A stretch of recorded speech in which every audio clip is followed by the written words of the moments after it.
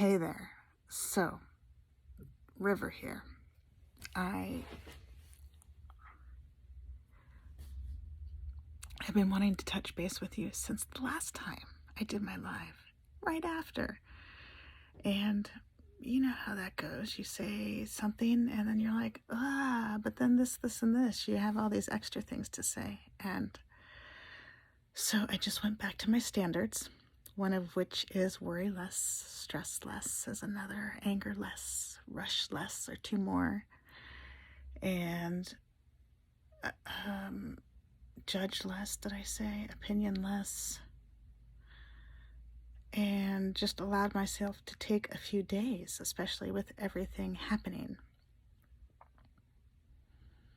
You know, from inside of me to out there in the universe, lots is happening. As you know, within your circles, lots is happening within you, perhaps, and out there in the universe. If you've been following along, even if you haven't, it's happening. And so, yeah, I was wanting to follow up about last Thursday I shared, and just so much to say about that, from the deep regrets for the people I hurt to opening new chapters where we are living a new way, and feeling so blessed for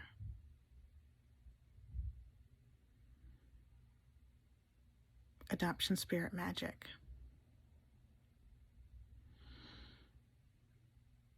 And I'm pausing because there's so much to say. Like, that's why I think I need to want, desire to connect with you on a more regular basis, maybe bi-monthly, maybe weekly, maybe monthly. I'm not sure yet. I just kind of want to be organic about it. But it's also a point not to just do it when I feel like it, because, like, right? That's, that's one way. And another way is to do it more consistently, like a couple times a week or once a month, or something that people can mark on their calendars, So, yeah, that guilt and shame card I wanted to share. There are 6 others that we humans receive with loss. And these are 2-faced cards. And so what's on the flip side of your card, maybe it looks the same as mine, but maybe it doesn't, because, we're all different psychosocial science experiments. And so just to honor that, playing your cards, and these 7 cards that are in our Stacked for Life Worth Living deck of cards, these 7 cards pertaining to loss, they are guilt and shame, I mentioned, was one of them. Mastery and control is another. That, put them side by side, they just love to dance together, don't they? Haven't you seen? I know myself, I've played it out both sides of the fence. And rejection is another.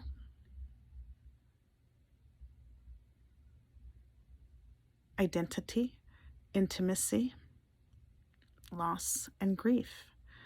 And so, yeah, I just wanted to share those with you, and share that with everything that's happened since 2009, since I fled the classroom to save my life, that I am feeling so grateful for all of it, for the coming out of the fog as an adoptee and as a Romani, and dismantling, and some of that was falling on my face, and I'm even grateful for that. And even the times, God bless it, where I ended up hurting somebody else and myself, I have learned so much and can move forward with that to help myself and anyone else who is interested in playing through your loss and trauma, playing your cards through your loss and trauma, to live life worth living. And like, that's what we're doing, right? Every day. So how to play through that when it comes up every day, and have fun with it, because sometimes it can really be not so fun. And shared last week at a low, which is a point, because that happens, right? So that's when the cards come and play perfectly. Like you can barely even speak straight, and sometimes you don't, and that's a time that you may turn to your cards and play through. And I also wanted to mention the 72-hour card, like the 3-day card. Miracles happen in 72 hours. There's so many different stories testifying to that. You might have your own. And so to be able to take a pause, and like I wanted to share on Thursday with you, I wanted to share immediately after the last live. And then I was like, I'm going to wait until next Thursday, wait a week. And then I just got the sign from the universe. No, wait, you need to wait. And so I tried to abide. And so now I'm sharing with you. And oh yes, also some miracles happened. That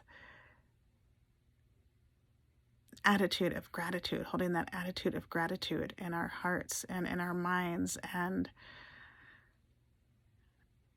maybe you have heard of Tony Robbins and Dean Graziosi and their mastermind community and how they help people along, and they have this saying,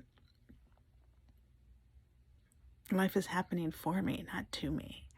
And so in that vein, you know, like, oh, we got pulled over by the police. And I'm just like, oh, okay, thank you. Thank you very much. And just was keeping my cool and trying to be respectful to the officer. And I wasn't driving, I was a passenger. And that's another reason we're holding on to this a little longer, just like, you know, whose business is it to tell, right? But all that to say that just maintaining our cool and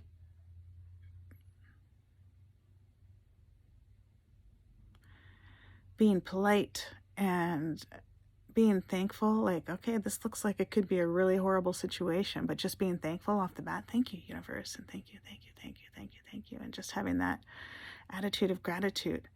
We got off with a verbal warning. And by the way, don't pass in the breakdown lane, right? Just slow down and stop and wait for all the stuff to go. Don't pass in the breakdown lane. Moral of the story. And then another special magical story just on our local circuits, and coming across a